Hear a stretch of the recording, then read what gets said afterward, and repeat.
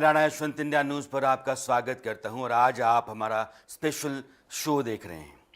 कारण ये है कि देश में 6 लाख से ज़्यादा ऐसे परीक्षार्थी जो Uttar Pradesh public service commission के इम्तिहान में अपीयर होने जा रहे हैं, उनका एक बड़ा विरोध है। ऐतराज़ इस बात से है कि public service commission Uttar Pradesh का जिस तरीके से एक अलग कायदा लेकर के आ गया कि आप इम्तिहान 2 दिनों में देंगे, प्रीलिम्स की परीक्षा, और वो इस बात का हक रखेगा तय करने का कि इम्तिहान के दौरान जो 2 दिनों में परीक्षा ली गई उसमें से कौन से सवाल आसान थे, कौन से सवाल कठिन थे, किसको नंबर्स को ज़्यादा देना चाहिए, किसको कम देना चाहिए।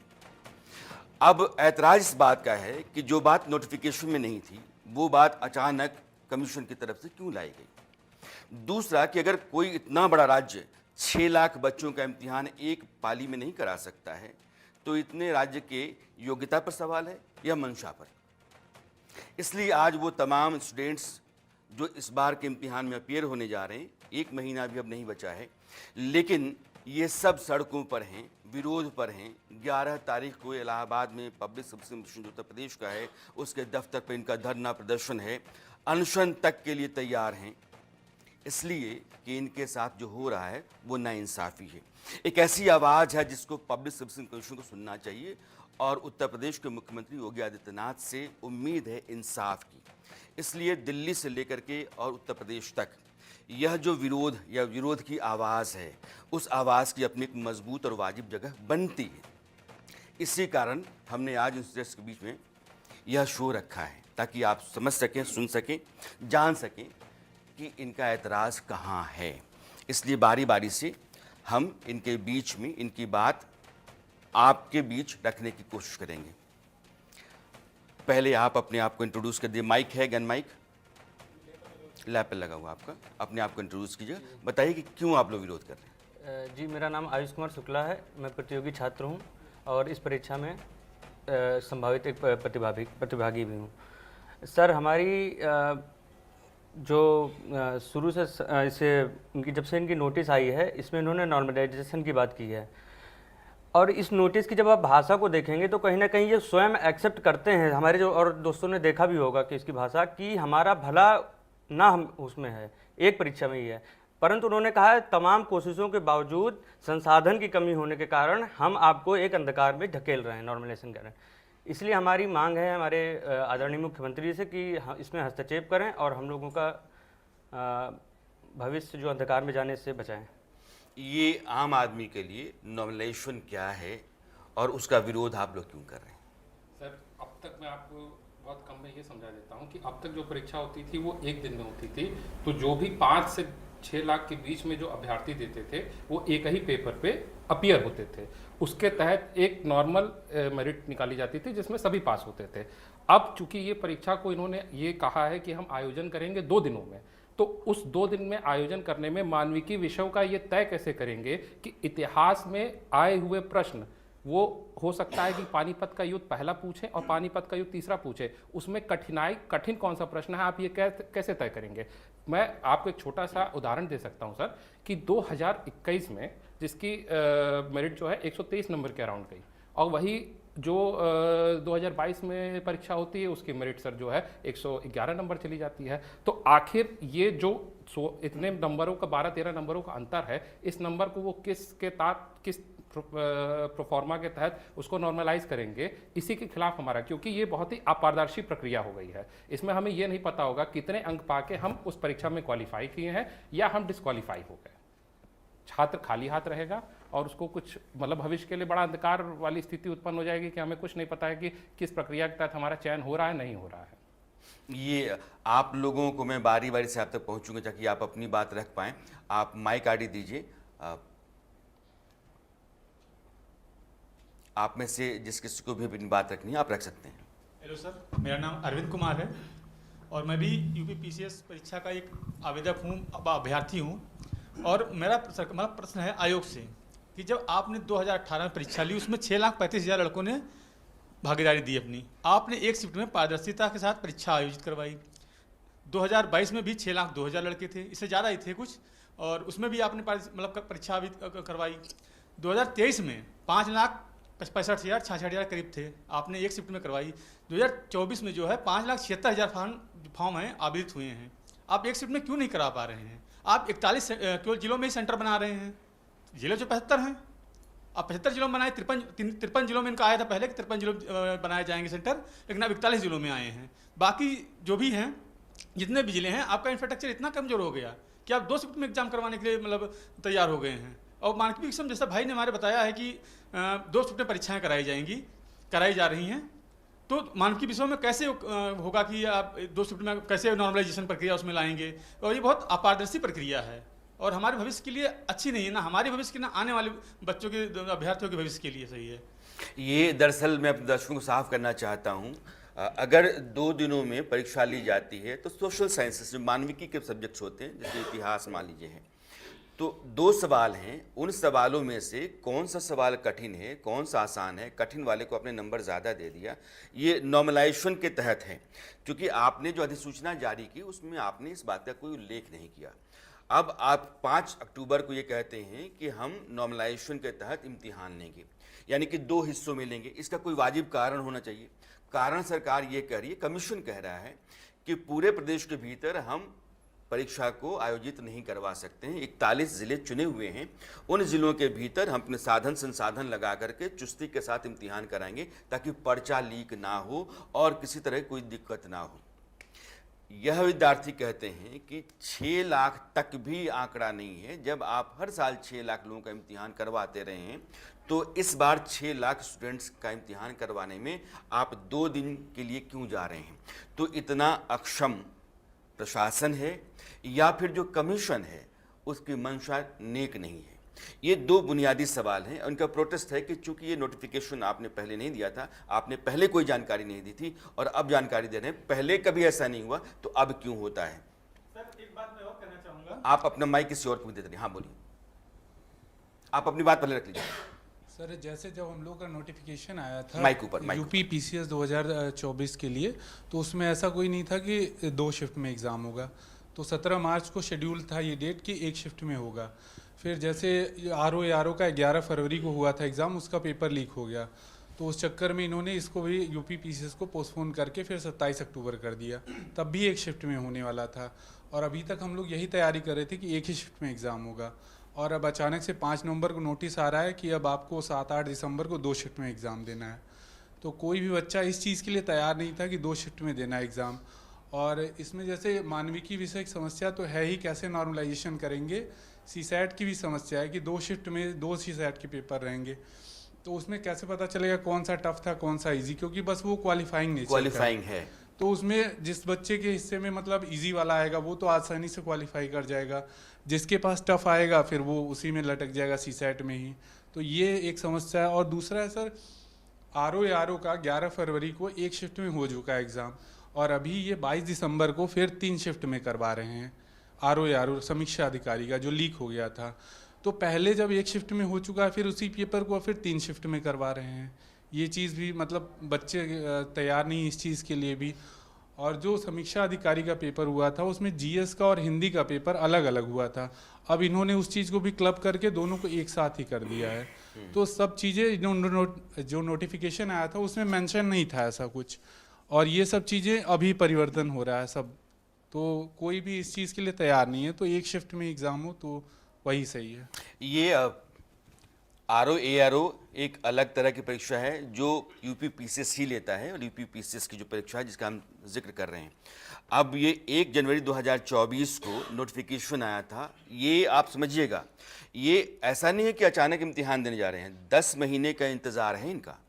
तो नोटिफिकेशन 1 जनवरी 2024 को आता है कि इम्तिहान लिया जाएगा और 17 मार्च को एग्ज़ाम होंगे। 17 मार्च को परीक्षा होनी थी, वो रद्द हो गई। फिर 1 जून को नोटिफिकेशन आता है कि 27 अगस्त को आप एग्ज़ाम देंगे। फिर उसके बाद परीक्षा नहीं होती है। 5 नवंबर को आपका नोटिफिकेशन दोबारा जारी, तीसरी बार जारी होता है कि 7 और 8 दिसंबर को परीक्षा होगी, यानी कि आपको बताया जाता है कि 2 पालियों में परीक्षा होगी। यानी कि पीसीएस की परीक्षा और पीसीएस के जरिए ही जो आरओ की परीक्षा ली जा रही है, यह दोनों 3 टुकड़ों में आरओ और 2 टुकड़ों में आप पीसीएस का एग्ज़ाम ले रहे हैं, ऐतराज़ जो इनका है वो कई तरह का है। और जितने भी साथी हैं आप लोग बारी बारी से, कोई शो चल रहा चलने दीजिए, कोई दिक्कत नहीं है, और आप आते रहिए, बैठते रहिए, अपनी बात रखते रहिए।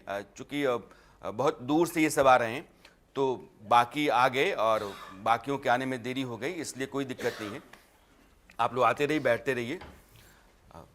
आप बताओ। जी सर, मेरा नाम विश्वजीत प्रताप सिंह है। मैं शोध छात्र हूँ दिल्ली विश्वविद्यालय के। मेरे 2-3 प्रमुख मांगे भी हैं और 2-3 सवाल भी हैं।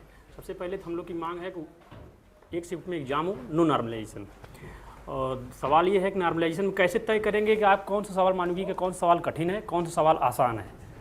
और ये एसओपी ला रहे हैं, नए एसओपी लाए हैं कि उसके तहत मुख्यालय से 10 किलोमीटर के अंदर एग्ज़ाम परीक्षा होगा, लेकिन नकल तो अंदर हो रहा है। आयोग के अंदर काफ़ी बदली जा रही है। 2015 में मोदी जी ने खुद बोला था रैली में, बनारस की रैली में, कि सुभाषनी वाले में सीबीआई जांच होगा, लेकिन ऐसा कोई जांच वाच नहीं हुआ। और उसके बाद अभी पीसीएसजे का 2021 का जो हुआ था उसमें 50 कापियाँ अंदर से बदली गई, आयोग के अंदर बदली गई, उस पर भी कुछ नहीं हुआ। तो ये तो आत्मनिर्भर की बात करते हैं।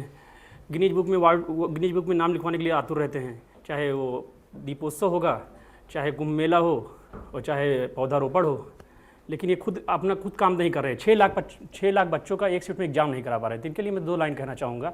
आए थे तवाइफों का कोठा बंद कराने, माफ़ी चाहूँगा, आए थे तवाइफों का कोठा बंद कराने, लेकिन कुछ सिक्के की खनक से खुद नाच बैठे। ये दरअसल कोई भी मुख्यमंत्री चाहता भी हो कि ऐसा ना हो, और अधिकारियों की मिलीभगत ऐसी रहती हो, क्योंकि सिस्टम उनके हाथ में होता है और आयोग उनके तहत चल रहा होता है। आप एक इम्तिहान साफ सुथरे तरीके से नहीं करवा सकते हैं तो आपके ऊपर सवाल है। जो लोग उस आयोग के भीतर बैठे हुए हैं उन लोगों के ऊपर गंभीर सवाल ही नहीं, गंभीर सवाल है। आप एक राज्य के भीतर 6 लाख स्टूडेंट्स का एग्ज़ाम एक बार में नहीं करवा रहे हैं, और वो कहते हैं ये बड़ा लॉजिकल इशू है कि आप कैसे हिस्ट्री के 2 क्वेश्चन में एक आसान और एक मुश्किल तय कर पाएंगे, और 10 महीने के बाद इम्तिहान ले रहे हैं। जो स्टूडेंट्स साल दर साल तैयारी करके और किसी न किसी इम्तिहान में पास होकर के नौकरी पाने के लिए जद्दोजहद करते रहते हैं, उनका एक एक महीना कैसे गुजरता है, किस तरह के हालात में रहते हैं, कैसे तैयारी करते हैं, घर परिवार के दबाव किस तरह के होते हैं, उन दबावों से बाहर निकलने के लिए कैसे वो छटपटाते रहते हैं, और वो छटपटाहट जो है वो हर तारीख के बाद जब तारीख बढ़ती है तो बढ़ जाती है। तो ये जो मानवीय स्थितियां हैं इनको भी समझना बहुत ज़रूरी है। ये सिर्फ मेधा का मामला नहीं है, ये समाज के भीतर एक ऐसी स्थिति है जिससे बाहर निकलने के लिए नौजवानों की खातिर एक वाजिब रास्ता निकाला जाना चाहिए, और रास्ता तभी होगा जब सिस्टम दुरुस्त होगा। अगर सिस्टम में खोट है, उस पर संदेह है, शक है, तो फिर उसके बाद यह जो स्थितियां लगातार बेहतर किए जाने की होती हैं कि हम कर जाएंगे, वो कभी बेहतर नहीं होंगी।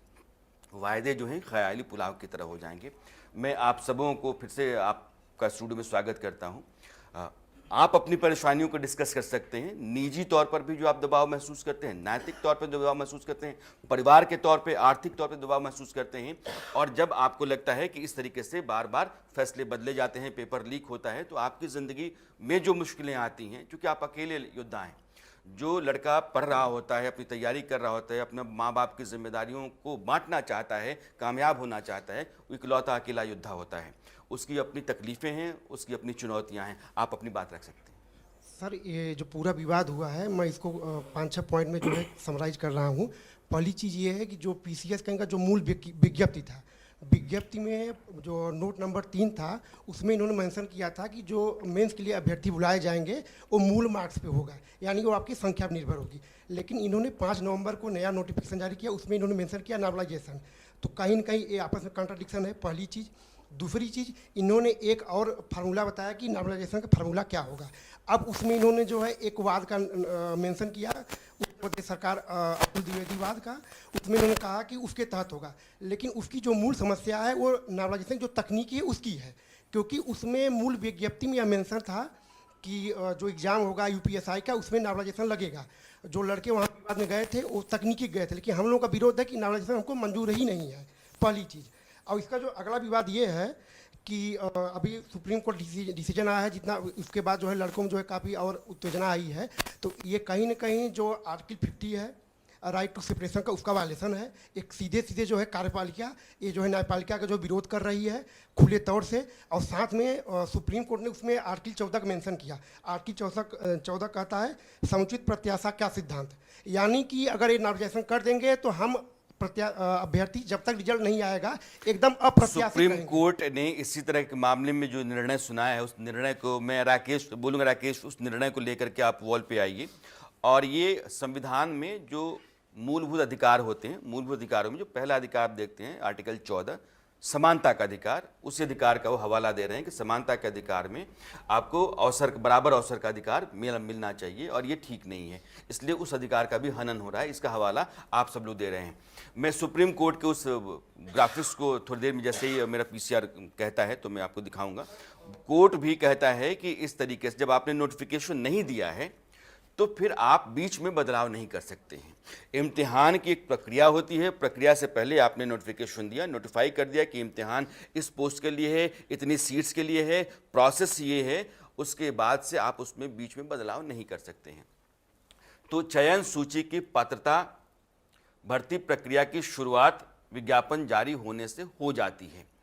और राजस्थान हाई कोर्ट के 13 ट्रांसलेटर के पदों को भरने के मामले में ये फैसला था। लिखित परीक्षा के बाद इंटरव्यू के लिए 21 उम्मीदवार उपस्थित हुए। राजस्थान हाई कोर्ट ने इनमें से 3 छात्रों को ही सफल घोषित किया। एक केस है जो होता है, कम से कम 75% अंक पाने वाले छात्रों का ही चयन किया गया। यह चूंकि पहले से तय था, भर्ती प्रक्रिया की अधिसूचना में 75% अंक का मानदंड का जिक्र नहीं था। भर्ती प्रक्रिया के बीच में मानदंड का नया नियम जोड़ा गया था। सरकारी नौकरियों में भर्ती के नियम बीच में नहीं बदल सकते। तो यह जो है चयन प्रक्रिया शुरू होने के बाद नियमों में बदलाव नहीं हो सकता है। तो इनका आधार जो है बहुत मजबूत है। अगर Uttar Pradesh public service commission 2 पालियों में इम्तिहान करवाता है 2 दिनों में, और ये मामला कोर्ट में जाता है, तो सुप्रीम कोर्ट के इस फैसले के मुताबिक कमीशन को हारना पड़ेगा। लेकिन सवाल हारने जीतने का नहीं है, सवाल ये है कि 23 करोड़ का प्रदेश दुनिया में अपने आप में 7वां 8वां बड़ा मुल्क हो सकता है, उसके भीतर 6 लाख स्टूडेंट्स का एग्ज़ाम आप एक दिन में नहीं करवा सकते हैं। यह एक बड़ा सवाल है, और आप नाइंसाफ़ी, अगर एक दिन में आप नहीं करवाते हैं तो नाइंसाफ़ी होती है, और ये नाइंसाफ़ी का ही हवाला दे करके ये सारे लोग अपनी बात रख रहे हैं। आप अपनी बात रखिए। कोई और? सर मेरा कुछ पॉइंट और है। आपके पॉइंट्स बहुत डिस्कस कर चुके हैं। नहीं सर, कुछ उससे हट के है मेरे पॉइंट। बोलिए। और जैसे सर आज आप सबके पास मैं जाना चाहता हूँ, 1 मिनट एक आदमी लीजिए। सर 1 मिनट बस। जैसे आज जो है दैनिक जागरण समाचार पत्र में उत्तर प्रदेश लोक सेवा आयोग के जो उपसचिव थे धर्मेंद्र त्रिपाठी जी, उनका स्टेटमेंट आया है कि हम जो ये प्रक्रिया अपना रहे हैं के राधा कृष्ण समिति के अनुशंसा पर अपना रहे हैं, जबकि के राधा कृष्ण समिति नीट के एग्ज़ाम के लिए है। नीट का एग्ज़ाम जो है एकेडमिक एडमिशन के लिए है, न कि आर्टिकल 16 के तहत आपको जो है लोक नियोजन में नौकरी देने के लिए है। पहली चीज़। दूसरी चीज़, उत्तर प्रदेश सरकार SOP चेंज की है, वो कही है 0 से जो जिला कलेक्ट्रेट है वहाँ से लेके 10 किलोमीटर तक, लेकिन उसमें यह भी मेंशन है कि उत्तर प्रदेश लोक सेवा आयोग की एग्ज़ाम विशेष परीक्षा है, उसको जो इससे छूट दी जा सकती है। जब आप NCR के तर्ज पर SCR ला सकते हैं, PPP मोड में हर एग्ज़ाम करा सकते हैं, हर कार्य कर सकते हैं, तो फिर आप इसके लिए क्यों नहीं कर सकते हैं? अगली बात, जैसे इन्होंने कहा कि 0 से 10 किलोमीटर जो रेंज है, वो अगर हम गाजियाबाद की बात करें, लखनऊ की बात करें, कानपुर जैसे मेट्रो सिटी की बात करें, उसके लिए बेनामी होगी। हमारे कुछ पॉइंट और हैं। जैसे इन्होंने एक बात और कहा था कि जैसे अगर जब UPPCS RO पेपर आउट हुआ था तो उस दिन शाम को आयोग ने एक नोटिफिकेशन जारी किया कि एग्ज़ाम जो है शुचितापूर्ण कराई गई है, जबकि उसके कुछ दिन बाद जब मुख्यमंत्री जी ने जब ट्वीट किया तो उसके बाद जो है ये कहते हैं हाँ पेपर जो है पुनः होगा। इसका मतलब आप एक संवैधानिक संस्था है, लेकिन आपने अपनी गरिमा को प्रदेश सरकार के यहाँ सौंप दी है। ये सवाल गंभीर है। RO ARO की परीक्षा जो कमीशन ने करवाई, उस परीक्षा को उसने कहा कि ये बिल्कुल दुरुस्त परीक्षा करवाई गई है, लेकिन जब मुख्यमंत्री ने कहा कि नहीं इसमें पर्चा लीक हुआ है, ये परीक्षा दोबारा होगी, 6 महीने के भीतर होगी, हालांकि 6 महीने की मियाद बीत चुकी है। उस परीक्षा में जो पर्चा लीक हुआ था, उस लीक के पीछे जो लोग थे गिरफ्तारियां तो हुई, लेकिन जांच आज भी चल रही है, और वो इम्तिहान 3 पालियों में होने जा रहा है। तो संदेह सवाल बहुत कुछ हैं। हमारे साथ दिल्ली विश्वविद्यालय के सत्येंद्र प्रताप सिंह, आप पीसीएस अधिकारी रह चुके हैं और आप दिल्ली विश्वविद्यालय में पढ़ाते हैं। सत्येंद्र जी, आपका बहुत बहुत स्वागत है। ये जो मसला है, चूंकि आपके पास ये है कि स्टूडेंट्स भी अब हैं और कभी आप पीसीएस के जरिए अधिकारी भी रह चुके हैं, इस पूरे मामले को आप कैसे देख रहे हैं? अगर मैं एक परीक्षार्थी की नज़र से देखूं, जैसे अभी बहुत कम समय ही हुआ है मुझे परीक्षा से, मतलब इस आपको आवाज आई? व्यवस्था। मेरी आवाज आ रही है आप तक सर? मेरी आवाज आ रही है आप तक सर? आप मुझे सुन पा रहे हैं सर? पीसीआर आवाज जब कनेक्ट हो जाए तो आप मुझे बताएंगे। आप, हाँ बोलिए। जैसे कि यूपी में टोटल 75 ज़िले हैं, तो अभी 41 ज़िलों में सेंटर बनाने की बात की जा रही है, तो क्या 34 ज़िले मतलब सेंटर देने की स्थिति में नहीं है सरकार से? ये पहला सवाल है और आयोग से। और दूसरी चीज़ है कि मार्च में एग्ज़ाम होना था, वो अभी तक जो है कि दिसंबर में उसका रिजल्ट फाइनल हो जाता, लेकिन वो जो आर्थिक दबाव है किसी छात्र के ऊपर, वो कहाँ से हम लोग भरपाई कैसे पूरा करें उसकी? सबसे पहली चीज़ तो ये है। तो आप उसके लिए फिर क्या कर रहे हैं? अभी एग्ज़ाम है आपका, ऑलरेडी विवाद में है ही, इसको आप कराने के लिए सक्षम नहीं है, ये आयोग भी जानता है इस बात को कि वो एग्ज़ाम नहीं करा पाएंगे जिस हिसाब से उनकी बातें हैं। आप कुंभ कराने के लिए कितने करोड़ का बजट है, सारी चीज़ें हैं, आपके पास सब कुछ संसाधन, आपके पास प्रशासन है, सब कुछ है। आप यूपीएससी की बात करते हैं कि हम यूपीएससी के तर्ज पे यूपी पीसीएस को ले जाएंगे, लेकिन आप फिर कांस्टेबल वाले एग्ज़ाम के तहत, जिसमें शिफ्ट वाइज एग्ज़ाम होता है, आप वो रेलवे के तहत इस एग्ज़ाम को लेके जा रहे हैं। फिर आपके अंदर फिर क्या है कि क्वालिटी के तहत आपने यूपीएससी को कितना फॉलो किया है? पहला सवाल। नेक्स्ट।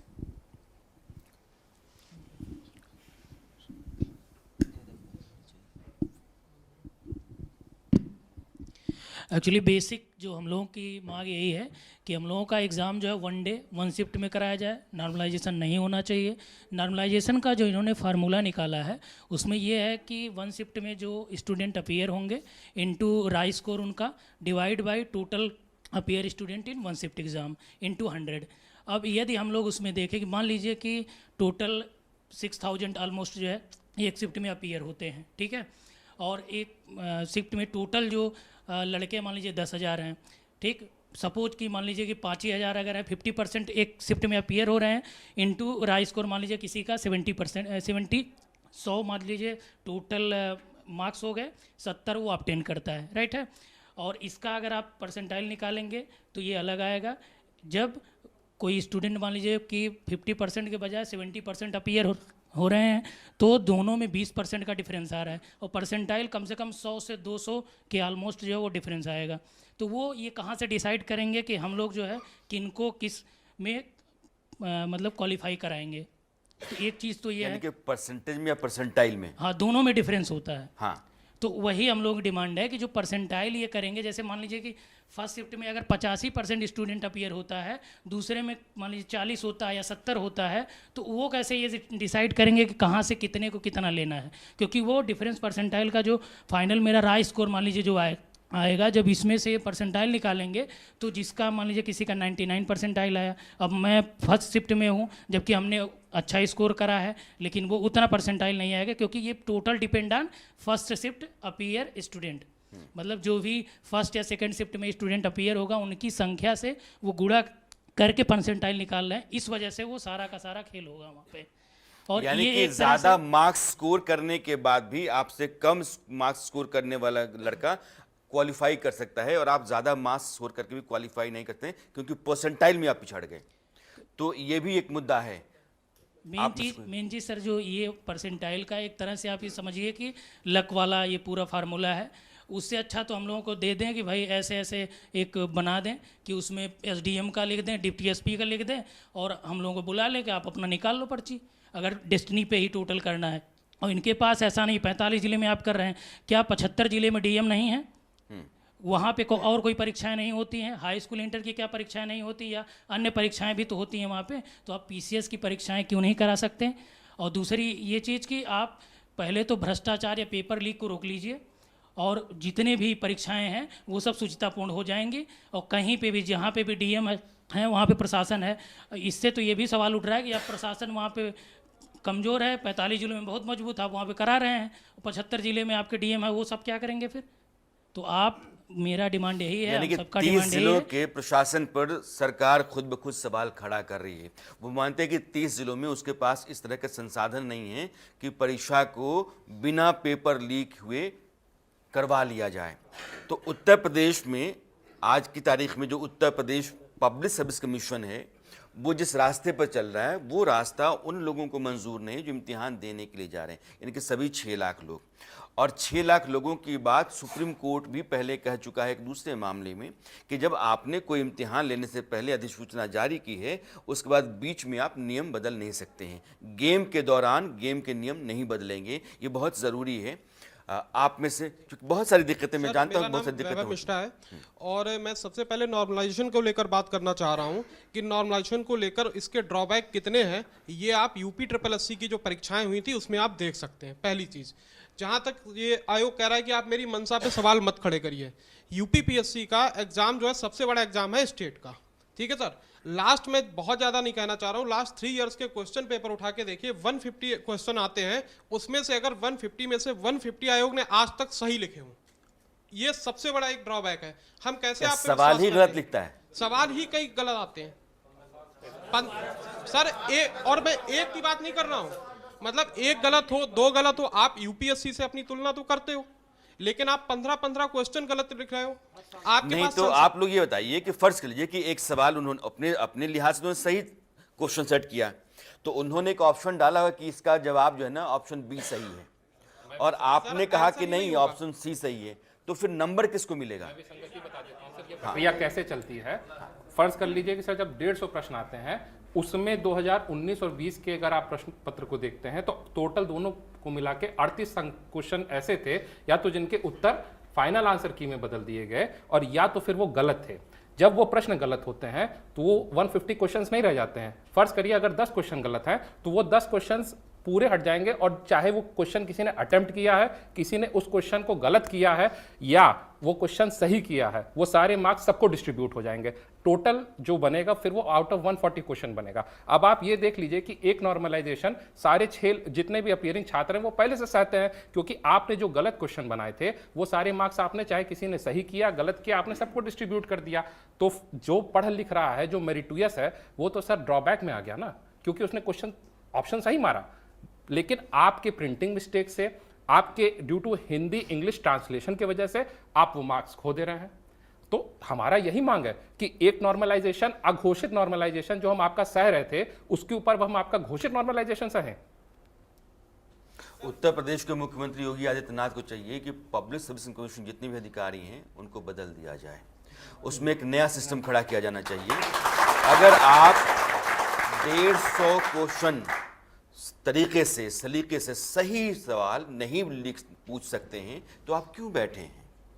आप अपने राज्य में अधिकारियों को नियुक्त करने के लिए जो इम्तिहान लेते हैं, यानी कि प्रशासनिक ढांचा आपका बहुत मजबूत हो, आप अपने भविष्य का जो बुनियाद जिस बुनियाद को आप तैयार करते हैं उस बुनियाद की खातिर आप कितने गंभीर हैं, इस बात से ही आप समझ सकते हैं कि जो सवाल आप पूछते हैं 150 उसी में से 10 सवाल गलत होते हैं, यानी कि आपकी लापरवाही की इंतहा है।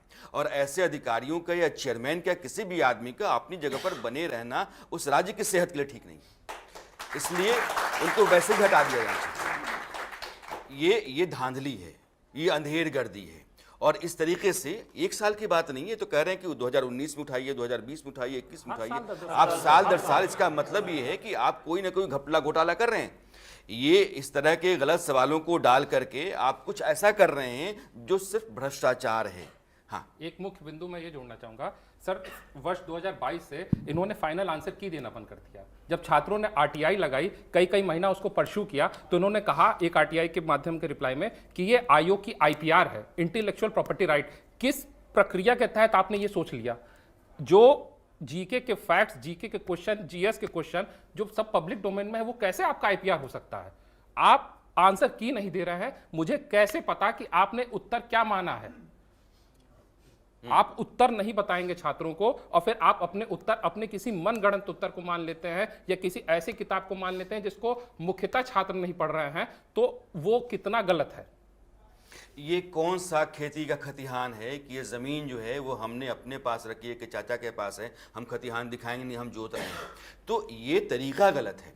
आपने जो 150 सवाल तय किए हैं, 150 सवालों के आपके लिहाज से 150 जवाब जो होंगे वो सही होंगे, उसको शेयर करने में क्या दिक्कत है? और मुझे तसल्ली हो जाएगी 90% के आसपास स्कोर मैंने किया है, मैं अपने मेंस की तैयारी करूँ तो आप बीच में लटका करके अधर में, तो परसेंटाइल का मामला आपने डाल दिया, तो आपने मुझे अधर में लटका दिया। दूसरा कि आप आंसर शीट शेयर नहीं करते हो, आप मुझे लटका के रखते हैं। तो जिस एग्ज़ाम की तैयारी मुझे आगे करनी चाहिए थी, वो उल्टा मेरे ऊपर अलग तरह का तनाव दबाव है।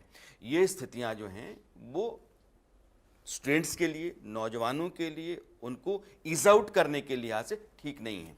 हाँ, एक पॉइंट यहाँ पे और है, जैसे हमारे साथियों ने कहा है आंसर सीट को लेकर। अब यहाँ पे क्या है, नॉर्मलाइजेशन से अगर हो जाता है एग्जाम मान लीजिए, तो उसके बाद क्या होगा कि पहले एग्जाम जो हो जाते तो हम लोगों को एक आइडिया हो जाता था कि इतनी मेरिट जाएगी, हम लोग मेंस के एग्जाम अपने मेंस की तैयारी शुरू कर देते थे।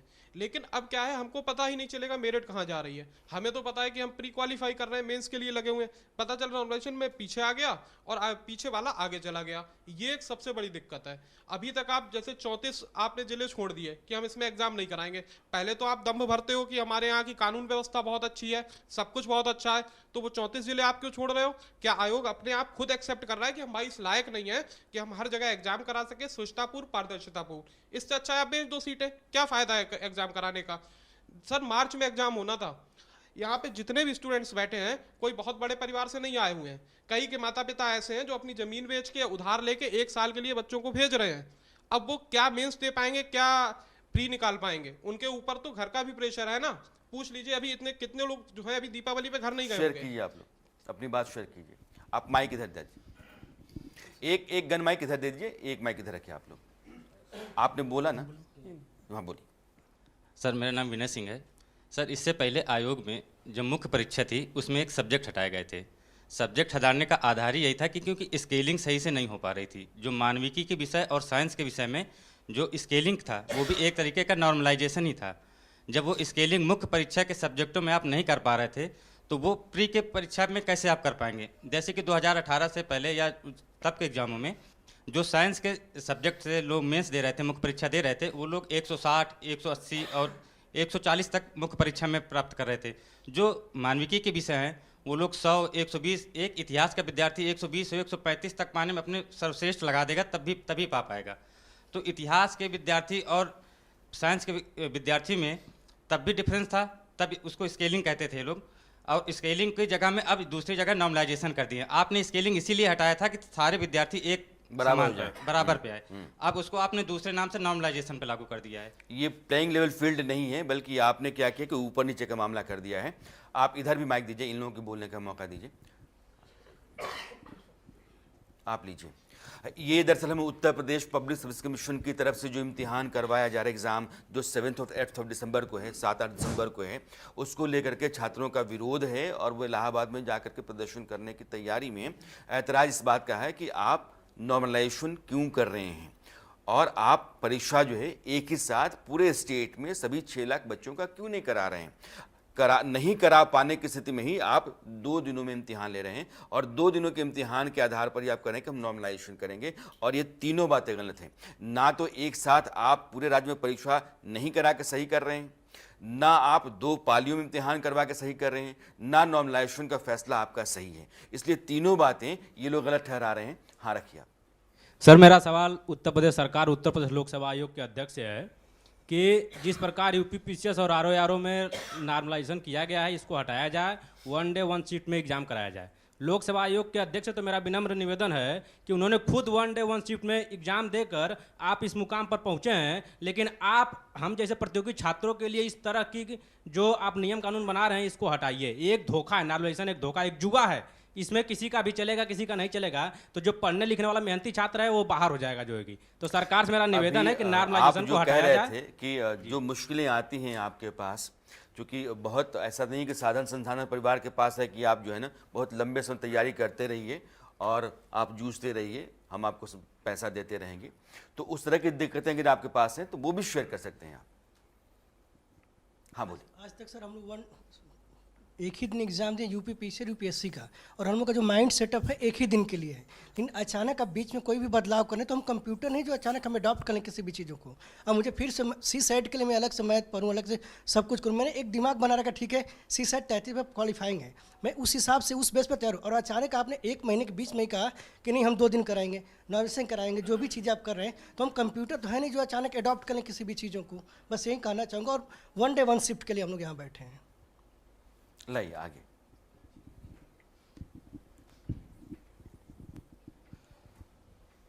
सर मेरा सवाल उत्तर प्रदेश सरकार मुख्यमंत्री योगी आदित्यनाथ जी से है और अध्यक्ष जी से है कि सरकार चुनाव करवा रही है, छाती पीटती है कि सफल चुनाव करवा लिए। हर चुनाव के बाद प्रधानमंत्री भी छाती पीटते हैं और मुख्यमंत्री भी। परीक्षा के बाद किसी की बोली नहीं निकलती है। 17 मार्च को परीक्षा होनी थी और परीक्षा अभी तक नहीं हुई है। 11 फरवरी को समीक्षा अधिकारी का एग्ज़ाम हुआ, पेपर लीक हो गया और अभी तक उसका भी कुछ अता पता नहीं है। और अब पता भी हो रहा है तो इस तरीके से हो रहा है कि एक शिफ्ट का पेपर दे के लीक करके हम आए हैं और वही पेपर अब हम 3 शिफ्ट में देंगे। और उसमें किस तरीके की विसंगतियां होंगी, कैसा उसका नियम उन्होंने बना रखा है, कैसी परीक्षा पद्धति, उसमें जरा सा भी नहीं लग रहा है कि हम इसमें से कोई भी सफल हो पाएंगे। सर बड़ी मुश्किल से पैसे आते हैं घर से और बड़े ईमानदारी से गार्जियन वहाँ से पैसे भेजते हैं और उसको किस तरीके से यूटिलाइज करके कैसे कैसे फॉर्म भरना, एग्ज़ाम देना, जाके रुकना, ये बड़ी लंबी एक प्रक्रिया होती है। तो इस प्रक्रिया में सर हम छात्रों के साथ कोई नहीं है। कमीशन ही एक था जिसकी पारदर्शिता पे हम छात्र यहाँ बैठे हैं, लेकिन उस पर भी विश्वास नहीं रहा। सरकार पे तो अब एकदम सर विश्वास नहीं है, क्योंकि सरकार परीक्षा कराने की स्थिति में भय ही नहीं, लाचार, बेबस, एकदम जैसे लगता है कि सड़क छाप सरकार। मुझे कहने में कोई वो नहीं है। छात्रों के संघर्ष के प्रति मोहब्बत की दास्तां कभी मुकम्मल नहीं होगी। कुछ सरकार की कमी होगी तो कुछ कमीशन की कमी होगी। मुझे सर यहाँ जितने भी छात्र बैठे हैं, हर छात्र यहाँ पे अनगिनत परीक्षा, जितनी उम्र है उतना एग्ज़ाम दिए हैं, उतने एग्ज़ाम दे के यहाँ लोग बैठे हैं और अच्छा खासा अनुभव लेके। ना जाने कितने परिवर्तन हुए, सीसेट यूपीएससी में भी बहुत बड़े परिवर्तन हुए, उसको भी लोग झेले। उसके बाद पीसीएस में भी निरंतर परिवर्तन होते रहे, उसको झेलते रहे। कोई सुनने वाला नहीं है, ना तो कभी केंद्र सरकार सुन पाई ठीक से, ना यहाँ पे। वहाँ पे भी सीसेट का मसला था, 2014 में आंदोलन हुआ, चीज़ें चलती रहीं, अनुवाद का मुद्दा बना रहा। आज भी सीसेट का पेपर हिंदी मीडियम क्वालिफाई नहीं कर पाता है। 100-200 लड़के से ज़्यादा, कभी 300 लड़के, कभी 4, तो कभी पेपर ढंग का रहा तो 1500 लड़के मेंस लिख पाए। निरंतर प्रक्रिया से वहाँ से बाहर हो रहे हैं। तो वही स्थिति अब कमीशन भी लागू कर रहा है, अक्षरशः वही पैटर्न सारे राज्य में, उत्तर प्रदेश सारे राज्यों के अंदर वही सब चीज़ें चल रही हैं। तो ये एक कहीं न कहीं से ये जो प्रक्रिया लाई जा रही है लैटरल एंट्री की तरफ इशारा करती है। इस पर ध्यान दीजिएगा आप, ये बड़ा मुद्दा है। ठीक, कहीं न कहीं से अपने लोग को एंट्री करवाना बैक डोर से, इसमें सारे मेधावी बाहर हो अंदेशा जाएंगे। है, ये एक सवाल भी है कि आखिर आयोग इस तरीके से क्यों करता है। उत्तर प्रदेश के मुख्यमंत्री योगी आदित्यनाथ की गिनती देश के सबसे ईमानदार मुख्यमंत्रियों में होती है। कुशल प्रशासक के तौर पर जाना जाता है और मैं ज़ाती तौर पर यह कह सकता हूं कि वो कतई नहीं चाहेंगे कि इस तरह की धांधली उनके राज्य के भीतर किसी आयोग के ज़रिए हो। यानी कि व्यवस्था के भीतर खोट है तो उनको गलत तरीके से समझाया बरगलाया गया होगा। उनको खुद बहुत गंभीरता इस बारे में देखना चाहिए, परखना चाहिए और जो उनको लगता है कि सही है उस पर जाकर के निर्णय लेना चाहिए। आप बोलिए। एक सेकंड सर क्या अभी तक जो परीक्षा आप करा रहे थे जिस तरीके से, तो वो सारी गलत थी जो आप नए चेंजेस ला रहे हैं? अभी तक वो सारे जिले भी गड़बड़ थे और जो अभी तक की प्रक्रिया थी वो गलत थी। दूसरा सवाल है, कोरोना में आप एग्ज़ाम करवा सकते हैं, ठीक है। कोरोना के टाइम में छात्रों ने, जब एक देश पूरा बंदी के दौर में था, जहाँ पे इतने लोग मर रहे थे, उसमें इस आयोग ने एग्ज़ाम कंडक्ट कराया है। अब आपके अंदर वो विल पावर ख़त्म होगी। अब आप अचानक से जब चीज़ें आप मान रहे हैं कि व्यवस्थित चल रहा है। तीसरी चीज़ मेरी मुख्यमंत्री जी से है कि 2017 में जब आपकी सरकार आई थी तो बहुत से विवाद हुए थे।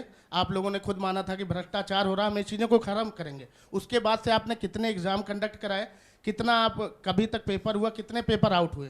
तब जो समस्याएं थी, समस्याएं उससे बदतर हो गई हैं, ना कि सुधार हुआ है, ठीक है। अब आप सुधार के नाम पे क्या थोपना चाह रहे हैं? एक ग्राउंड है ना, उस पर खेलेंगे हम, तो सब खेलेंगे, तभी समझ में आएगा कि कौन अच्छा कर रहा है कौन खराब। आप नया ग्राउंड बना रहे हैं, 2 ग्राउंड बना दे रहे हैं। एक साधारण अगर क्रिकेट की भाषा में, एक प्लेयर टीम को आपने करा दिया कि स्पिन विकेट पे उतार दे, दूसरे को फास्ट पे। तैयारी एक समान है तो एग्जाम भी एक समान होना चाहिए, राइट। यही मेरा एक मुद्दा रहा है, ठीक है। इसके साथ एक शेर है जो उसको मैं सुनाना चाहूँगा माननीय मुख्यमंत्री जी को भी और यहाँ पे, कि देखना मांगना चाहना ख्वाहिशे यार हमको ले डूबी, हम तेरे सरकार से तो हम तेरे प्यार से तो बेच निकले, तेरी सरकार हमको ले डूबी। सर मैं इसमें हाँ बोलिए। सर मैं इसमें एक बात और ऐड करना चाहूँगा कि इन्होंने नॉर्मलाइजेशन की जो प्रक्रिया लागू की, हवाला दिया कि नीट और जेई में भी कई बड़ी परीक्षाओं में ऐसा होता है। दोनों में डिफरेंस बहुत अधिक है। एक डिफरेंस यह है कि नीट और जेई में 15,000 20,000 सीटें होती हैं। आप आयोग की सीटों को देखिए, 170 पद, 220 पद, प्री कितने लोग क्वालिफाई होंगे? इनका एसओपी है, क्या कहते हैं कि 12 गुना, यानी 2,000 लोग। आप यहाँ बैठे हुए सबसे पूछेंगे तो कट ऑफ अगर 115 नंबर गई है तो पिछले 3 सालों में यहाँ कोई ऐसा नहीं होगा कि किसी का 112 या 111 से कम रहा हो।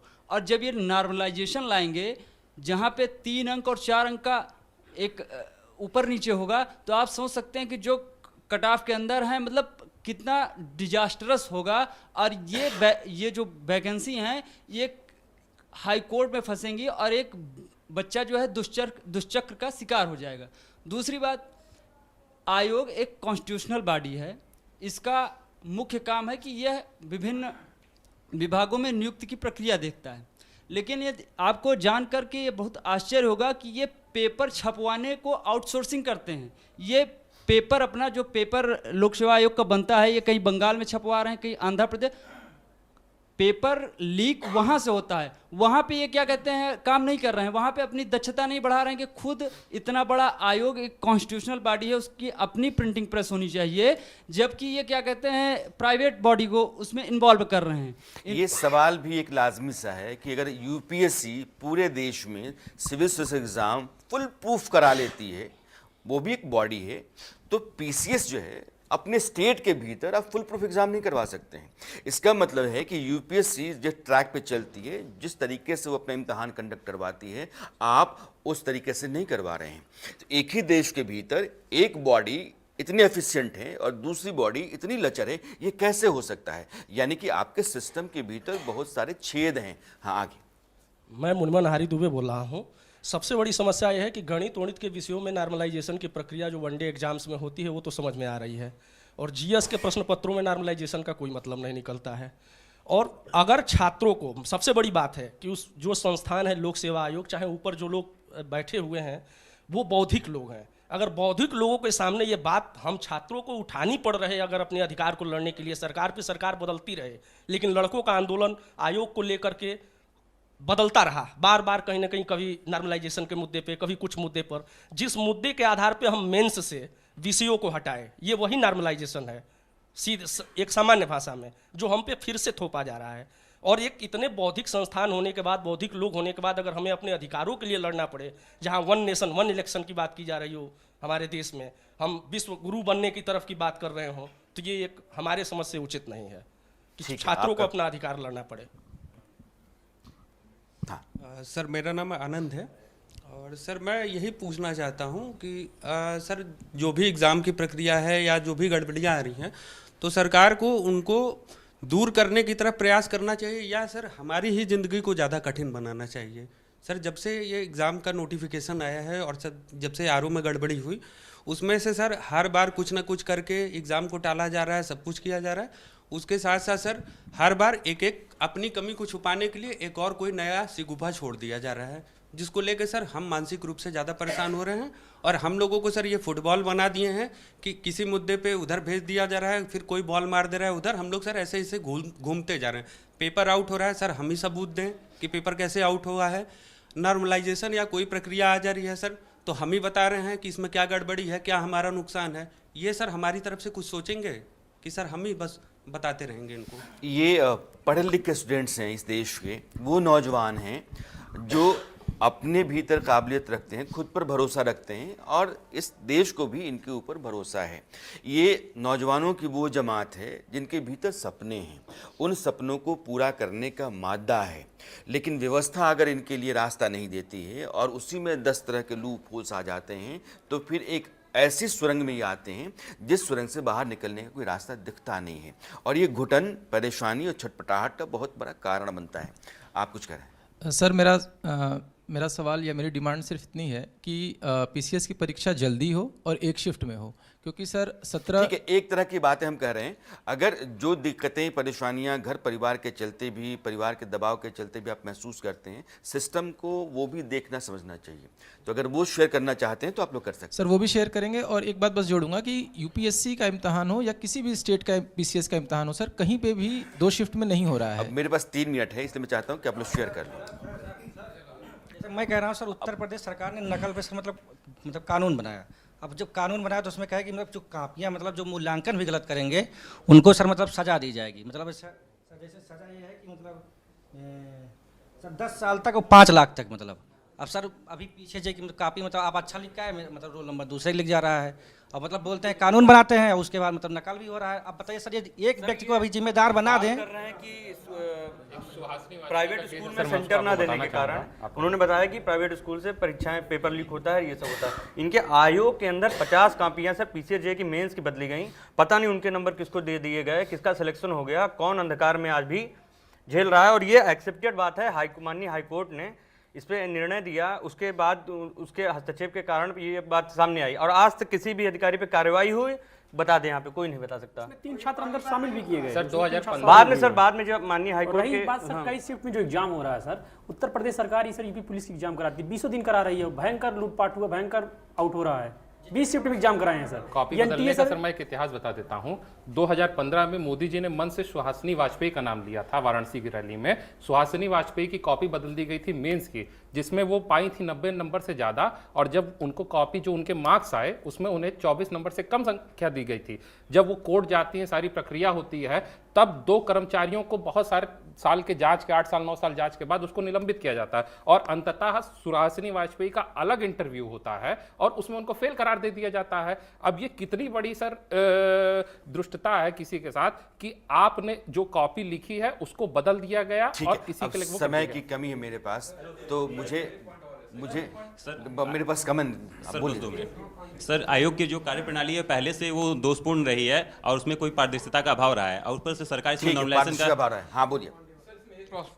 एक सर इसमें बात और भी है कि जो परीक्षा का जो प्रोसेस है वो बहुत स्लो है, काफी धीमे तरीके से परीक्षा होती है, लंबे समय तक परीक्षा चलती रहती है। और सर कल 11 नवंबर सर कल तारीख को सर कल 11 तारीख को कल 11 तारीख को 11 बजे समस्त 5 लाख छात्र प्रयागराज जुट रहे हैं। हम लोग प्रयागराज जा रहे हैं। ये आप लोगों को बस अपील एक छोटी है कि हम योगी जी से लाठी डंडे नहीं चाहते, हम न्याय चाहते हैं सर। नहीं, लेकिन मैं फिर कहता हूं कि योगी आदित्यनाथ देश के ऐसे मुख्यमंत्री हैं जिनकी ईमानदारी पर, जिनकी निष्ठा पर राज्य के नौजवानों को बेहतर तरीके से नौकरी मिले, साफ सफाई रहे, और ये नीट एंड क्लीन एग्जाम हो, इसमें वो चाहेंगे, उनकी मंशा होगी। लेकिन फिर भी नहीं होता है तो सवाल है, और इन सभी नौजवानों का सवाल गंभीर है और इसको उसी गंभीरता से लिया जाना चाहिए। इनका विरोध अगर है तो कोई भी विवेकशील आदमी कहेगा इस विरोध का कारण वाजिब है। अरसत में आज इतना ही। मेरी आपकी मुलाकात कल फिर होती है, लेकिन ये जो पूरी जमात है 5-6 लाख बच्चों की, ये स्टूडियो में जितने हैं इससे कहीं बड़ी तादाद देश के तमाम हिस्सों में है। इसलिए इस मामले में गंभीरता से उत्तर प्रदेश के मुख्यमंत्री योगी आदित्यनाथ को सोचना चाहिए। अब मुझे आप दीजिए विदा। नमस्कार।